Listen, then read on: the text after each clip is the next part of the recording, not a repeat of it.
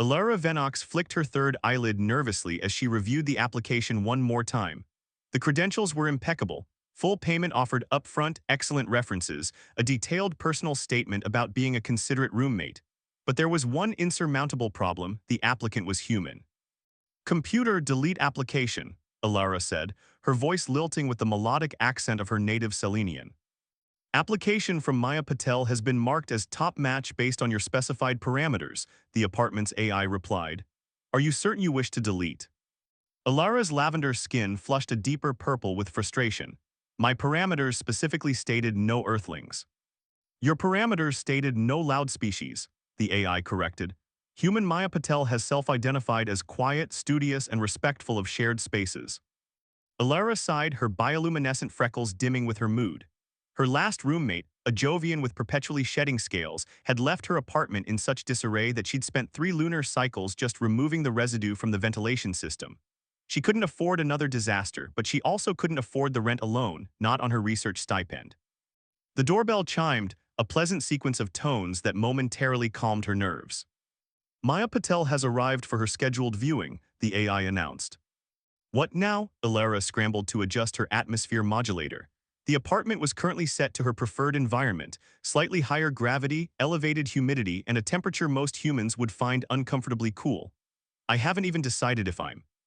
Too late, the door slid open, revealing a young human woman with warm brown skin, curly black hair pulled into a messy bun, and dark eyes that widened immediately upon seeing Alara. "Oh wow," breathed the human. "You're Selenian. I've never met one of you in person before." Alara straightened to her full height, nearly 7 feet, and allowed her bioluminescent freckles to brighten defensively. "And you're human," she replied flatly. "I believe there's been a misunderstanding. I don't accept Earthling tenants." Instead of looking offended, Maya's face lit up with curiosity. "Is it because of our body temperature? I know Selenians are sensitive to thermal variations. I actually brought my own cool suit for the apartment." She gestured to one of her 2 modest cases. "It regulates my external temperature to match ambient conditions." Alara blinked all 3 eyelids in succession, a gesture of surprise that humans often found disconcerting. Maya didn't flinch. "You researched Selenian biology before coming here?" Maya nodded enthusiastically. "I'm doing my graduate work in comparative xenoanthropology at the university. Your species has a fascinating culture, the symbiotic relationship with crystalline organisms, the mathematical poetry, the light-based emotional communications." She trailed off, seeming to realize she was rambling. "Sorry, I get excited about these things." Despite herself, Alara felt her secondary antennae unfurl slightly, a sign of interest that, thankfully, the human wouldn't recognize. "The room isn't very large," Alara said, stepping aside to allow Maya entry, "and I keep strange hours due to my research." "That's perfect, actually. I'm a night owl. That's a human expression for someone who stays up late, and I don't need much space." Maya stepped carefully into the apartment, immediately removing her shoes without being asked, another point in her favor. "Is it okay if I adjust my suit? It's getting a bit chilly for me." Alara nodded, watching with scientific interest as Maya activated her cool suit. A faint hum emanated from it as the technology began absorbing her excess body heat. "The deposit is 2 months' rent," Alara said, still maintaining her formal tone, "and I have very specific rules about." She paused as Maya approached her shelf of crystalline structures, delicate, precious mementos from her home world that no previous roommate had ever shown interest in. "These are beautiful," Maya said softly. "Are they from the crystalline forest of Selene IV? I've only seen images." For the first time since the human arrived, Alara felt her guard slip. "Yes, they're alive actually, quiescent now, but they respond to certain frequencies of light." Maya's eyes sparkled. Could I see sometime?"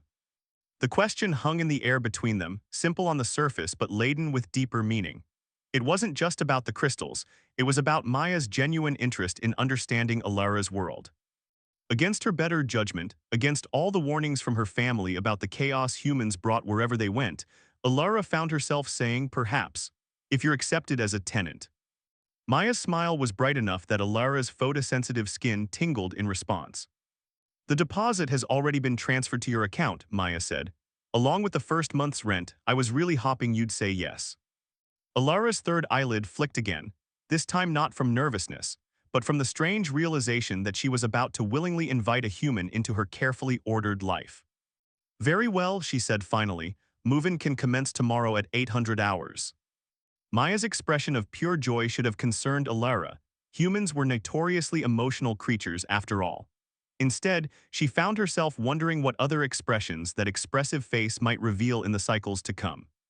What had she gotten herself into? Is that coffee? Alara asked, her three eyelids blinking in rapid succession as she watched Maya pour the dark liquid into a ceramic mug. Yep, want to try some? Maya offered, holding out the steaming cup. Alara recoiled slightly, the tiny luminescent freckles across her lavender skin flashing a warning yellow. Human stimulants are toxic to Selenian neurological systems. Oh, I'm so sorry, Maya pulled the cup back quickly. I should have asked before bringing it in. I can keep it in my room if. No, Alara interrupted, her scientific curiosity overriding her initial alarm. The aroma is interesting, not unpleasant. Just keep it sealed when not in use. Her freckles shifted to a calmer blue. Our olfactory senses are significantly more sensitive than yours. It had been 2 weeks since Maya moved in, and each day brought new discoveries about cohabitation across species. For Maya, it meant learning to move more deliberately in the apartment's slightly elevated gravity setting and remembering not to touch the environmental controls that kept the temperature at what humans would consider refrigerator levels. For Alara, it meant adapting to Maya's strange sleep cycles and constant questions about Selenian culture. Speaking of smells, Maya said hesitantly, I wanted to ask about the garden in your room. The neighbors mentioned something about it being unusual. Alara's secondary antennae stiffened. The Telari crystals, have they been complaining? Not exactly, Maya said, taking a careful sip of her coffee. But Mrs. Zhukov from across the hall asked if I was surviving the radiation with an odd look. Alara's skin flushed a deeper purple with embarrassment. The crystals emit a low-level radiation during their growth cycle. It's completely harmless to Selenians, actually beneficial to our cellular regeneration, but other species. She trailed off, mortified that she hadn't considered the impact on her new roommate. Is that why you scheduled your light meditation for when I'm at class? Maya asked, connecting the dots. Yes, I didn't want to expose you unnecessarily. Alara's freckles dimmed with shame. I should have disclosed this before you moved in. To her surprise, Maya laughed. I study xenoanthropology, remember? I know about Selenian photosynthetic meditation. I've already been taking supplements to counter any radiation effects. She pulled out a small bottle from her pocket. Actually, I was hoping you might let me observe sometime. For my research, of course, she added quickly. Alara felt her third heart flutter unexpectedly. No non-Selenian had ever expressed interest in witnessing such an intimate ritual before. Perhaps, she said softly, if proper precautions are taken. Later that evening, as Alara prepared dinner, a luminescent algae salad that glowed faintly blue in the apartment's dimmed lighting, Maya entered the kitchen carrying a small box. I brought something to share, Maya said, opening the container to reveal 6 small spherical objects in various colors. These are machi, a human dessert. They're made from rice and filled with different flavors. Alara examined them with her scanning gaze. No toxic components detected, though I'm uncertain about the sugar content. Selenians can eat sugar, right? In moderation, Alara confirmed. Our digestive system processes carbohydrates differently than yours. They sat together at the small dining table, the glowing algae casting ethereal patterns across their faces. Maya watched with delight as Alara cautiously tasted a green machi ball. It's pleasant, Alara admitted, her freckles pooling a soft pink, a color Maya had never seen from her before. What does that color mean? Maya asked, gesturing to Alara's luminescent speckles. Alara's 3 eyelids fluttered in what Maya was beginning to recognize as embarrassment. It's not important. Later that night, while Maya slept, Alara consulted her cultural dictionary. The pink glow of her freckles translated to a very specific emotional state in Selenian culture, the first stirrings of attraction. Impossible, she told herself. Interspecies attraction was a biological impossibility, especially with warm-blooded creatures. And yet, as she passed Maya's door and heard her roommate mumbling in her sleep, Alara found her steps slowing, her antennae unfurling with interest despite herself. Outside the apartment, the neighbors whispered about the strange pairing, a Selenian and a human living together in apparent harmony. It was unnatural, they said. It couldn't possibly last. Inside, neither Alara nor Maya heard the gossip. They were too busy building their own small universe of understanding, one cultural exchange at a time. The sound came from Alara's room, a low, distressed keening that jolted Maya from sleep. She fumbled for her glasses, heart racing as she hurried down the hallway. Alara, Maya called softly, knocking on the door. Are you okay? No response except for another painful moan. After hesitating briefly, Maya overrode the privacy lock using the emergency code Alara had given her for extreme circumstances only. The sight that greeted her was alarming. Alara lay curled on her crystalline resting platform, her normally vibrant lavender skin dulled to an ashen gray. The bioluminescent freckles that typically danced across her skin flickered weakly, like dying stars. "By the cosmos," Alara whispered, her three eyes opening with visible effort. "You shouldn't be here, Maya. It's lunar sickness. Happens when Selene IV passes through its asteroid belt, disrupts our connection." Maya rushed to her side, medical training from her xenobiology courses kicking in. "Your temperature is dangerously low. You need stabilization." "Can't regulate thermal energy," Alara managed. "Without proper light frequencies, systems fail." Maya scanned the room, noticing the specialized lamp in the corner. "Is that your photosynthesis lamp, the one you use for meditation?" Alara nodded weakly, "But the radiation, too dangerous for you." "I've been taking those supplements, remember?" Maya moved toward the lamp. "What settings do you need?" Maya, "No prolonged exposure. Will give me a mild radiation burn at worst," Maya finished firmly. "Now tell me how to help you." 20 minutes later, the room was bathed in pulsating ultraviolet light that made Maya's skin tingle uncomfortably. She sat beside Alara's resting platform, holding a specialized nutrient solution that Alara sipped slowly through her secondary intake opening, a small, rarely used mouth beneath her chin that Maya had never noticed before. "How often does this happen?" Maya asked, trying to ignore the sensation of her cells protesting the radiation. "Twice per Earth year," Alara said, her voice stronger now as her skin gradually regained its vibrant hue. "Usually I go to the Selenian Medical Center, but the transport systems are down due to the magnetic storm." Maya nodded, adjusting the nutrient tube. Her fingers brushed against Alara's skin, cool and smooth, with a subtle electric charge that sent a shiver up her arm. Alara's freckles suddenly pulsed bright pink, and she pulled away slightly. "Did I hurt you?" Maya asked, concerned. "No," Alara said quickly. "It's a cultural response, when Selenians experience unexpected touch, particularly during vulnerability." She trailed off, and Maya thought she detected the Selenian equivalent of a blush spreading across Alara's face. "I should probably rest now," Alara said softly. "But thank you, Maya. Few non-Selenians would risk radiation exposure for someone like me." Maya smiled, feeling something warm unfurl in her chest despite the room's chill. That's what friends do, right? The word friends hung in the air between them, simultaneously accurate and insufficient. Later that night, after Maya had retreated to her room with an anti-radiation treatment patch adhered to her forearm, Alara lay awake, her three hearts beating in an unfamiliar rhythm. The lunar sickness had passed, but something else had taken its place, a sensation she had no scientific name for. In her 28 stellar cycles, Alara had never experienced attraction to a non-Selenian. Such feelings were considered not just unusual but biologically improbable. Different species, different biological imperatives, different cultural contexts. And yet, when Maya had rushed to her aid without hesitation, when those warm human hands had touched her skin, Alara's freckles pulsed pink again, and she covered them with her hand, as if hiding the evidence of her impossible feelings. In her own room, Maya examined the radiation burn on her arm, a small price to pay for Alara's well-being. Her xenoanthropology professor had warned students about getting too personally involved with research subjects, but Alara wasn't a subject, she was. What exactly? Maya thought about the way Alara's freckles had flashed pink at her touch, how the Selenian had quickly changed the subject when asked about its meaning. Curious, she pulled up her xenocultural reference materials on her tablet. Pink bioluminescence in Selenians, commonly associated with intimate attraction, rarely displayed outside of courtship rituals. Maya set down the tablet, her heart racing. Surely she had misinterpreted. Interspecies attraction was complicated, fraught with biological incompatibilities and cultural taboos. And yet, the next morning when they passed each other in the kitchen, both hesitated a moment too long. Alara's antennae unfurled slightly in Maya's direction, while Maya found herself uncharacteristically tongue-tied. "Thank you again," Alara finally said, her melodic voice softer than usual, "for last night." "Anytime," Maya replied, meaning it more than she had intended. Neither mentioned the pink glow that pulsed gently beneath Alara's skin or the blush that rose to Maya's cheeks in response. Some things, it seemed, transcended the need for translation. "They're coming tomorrow," Alara announced, her voice vibrating with stress frequencies that Maya had learned to recognize over the past 3 months. All three of Alara's eyes were wide with panic. "Who's coming?" Maya asked, looking up from her xenoanthropology dissertation notes.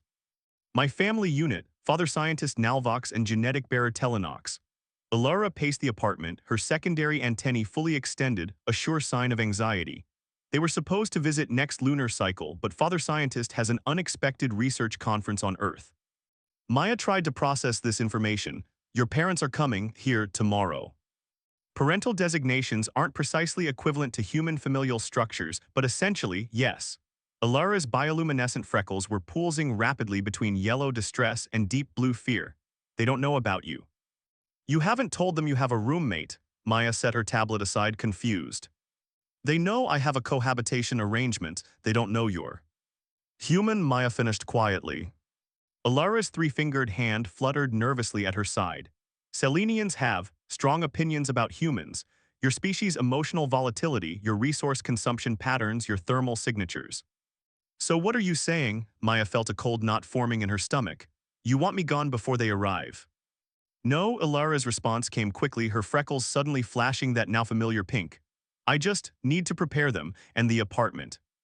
The next day, Maya returned from her university classes to find the apartment transformed.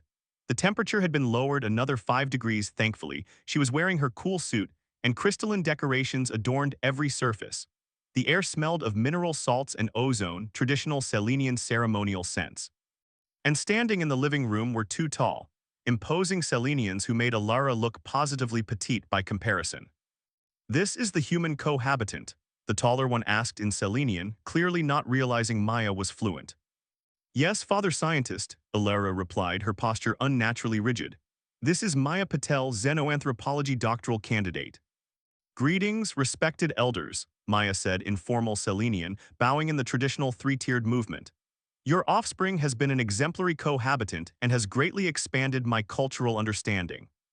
All three Selenians blinked their multiple eyelids in perfect synchronization, a gesture of surprise. It speaks our language, the other Selenian, presumably Alara's genetic bearer, said with undisguised shock.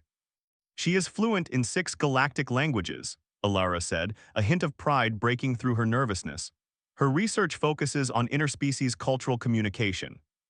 The evening that followed was painfully tense, with Alara's parental units asking increasingly pointed questions about Maya's intentions, her hygiene practices, how often do you shed your epithelial cells, and whether she planned to bring other humans into their daughter's protected environment. Later, after Alara had escorted her family unit to their temporary quarters in the building's visitor pod, she returned to find Maya packing a small overnight bag. What are you doing? Alara asked, her freckles pulsing with alarm. I thought it might be easier if I stayed with a classmate tonight, Maya explained. Give you some space with your family. Oh, Alara's antennae drooped slightly. That's logical. Maya paused her packing, unless you'd prefer I stay. Before Alara could answer, her communication device chimed. The message displayed in Selenian, but Maya could read it clearly. Offspring Alara, we have consulted with the Xenological Council. Cohabitation with humans violates traditional protocol. We have arranged alternative accommodations. You will relocate tomorrow. Maya looked up to find Alara's freckles had dimmed to almost nothing, a sign of profound distress in Selenians. I won't let them force you out, Maya said firmly. It's not that simple, Alara replied, her normally melodic voice flattened. In Selenian culture, familial directives aren't merely suggestions, they're binding protocols. The next morning brought another complication. Maya's academic advisor, Professor Thornton, requested an urgent meeting. Your research focus has become concerning, the professor said, sliding a tablet across her desk. On it was a collection of Maya's personal notes about Selenian culture, and more damningly, her private observations about her developing feelings for Alara. These were private, Maya said, her voice shaking with anger and embarrassment. They were backed up to the university research server, Professor Thornton countered. Maya, interspecies relationships aren't just academically questionable, they can damage diplomatic relations. The Selenian embassy has already lodged 2 complaints about your inappropriate cultural immersion. Maya felt her world constricting. Are you asking me to end my friendship with Alara? I'm telling you that your academic future depends on maintaining proper scientific distance from your research subjects. The professor's expression softened slightly. It's for your own protection, Maya. These feelings you think you have, they're just a product of prolonged exposure to an alien biochemistry. It's not real. As Maya left the professor's office, her communication device buzzed with a message from Alara. Family has secured new apartment in Selenian district. Must vacate current residence by tomorrow. I'm sorry, Maya. For a moment, Maya stood frozen in the university hallway, caught between two worlds that seemed determined to keep her and Alara apart. The Selenian crystals pulsed with gentle light as Alara packed them carefully into specialized containment units. Each one represented a memory, a piece of home she had carried across countless light years. Now they would move again to a sterile apartment in the segregated Selenian district where everything would be biologically compatible and culturally appropriate. And utterly empty of the one presence she had come to crave. She hadn't seen Maya in 3 days, not since her family had arranged her relocation and Maya had stormed out after their argument. Alara still winced remembering their words. "So you're just going to let them decide your life for you?" Maya had demanded, her warm human emotions radiating like solar flares. "You don't understand Selenian family structures," Alara had countered. "Compliance isn't optional, it's biological. Our neural pathways are literally constructed to." "That's convenient," Maya had interrupted, her eyes suspiciously bright with moisture, that strange human expression of distress. "Blame your biology instead of admitting you're afraid." "Afraid of what?" Alara had asked, her freckles betraying her with pulses of anxious yellow. Maya had stepped closer then, invading Alara's personal space in that uniquely human way. "Afraid of this," she'd said, gesturing between them. "Whatever this is." Then she'd left, the apartment door closing with a quiet finality that somehow hurt more than a slam would have. Now, as Alara carefully wrapped her atmospheric harmonizer, her communication device chimed with an incoming call from an unknown frequency. She answered hesitantly. "Your human is causing a disruption," came the stern voice of Administrator Zalnav from the Selenian embassy. "She is currently protesting outside the embassy with signs written in perfect Selenian script. This is unprecedented." Alara's 3 hearts thundered in her chest. What do the signs say? Interspecies harmony is the future. Biology is not destiny. And most disturbingly, love transcends atmospheric composition. The administrator's voice conveyed maximum disapproval. "Need I remind you that your family's standing in the scientific council is at risk?" Alara's secondary antennae quivered with sudden resolution. "No reminder necessary, Administrator. I will handle the situation personally." 20 minutes later, Alara arrived at the Selenian embassy, her environmental suit barely protecting her from Earth's unfiltered sunshine. There, standing alone on the public access path, was Maya. She wore a makeshift cooling suit, clearly cobbled together from university laboratory equipment, and held a sign with glowing Selenian text that shifted colors in the perfect rhythmic pattern of a traditional affection declaration. Maya looked up as Alara approached, her human face showing signs of what Alara now recognized as both determination and fear. "Your family submitted a formal request to have me removed from my graduate program," Maya said without preamble. "Did you know?" Alara's freckles dimmed with shock. "No, that's not acceptable." "Neither is letting them separate us," Maya replied, lowering her sign. "I've spent the last 3 days researching Selenian neurological structures. Your people aren't actually biologically required to obey family directives. That's cultural propaganda spread during the 3rd Selenian dynasty to maintain population control."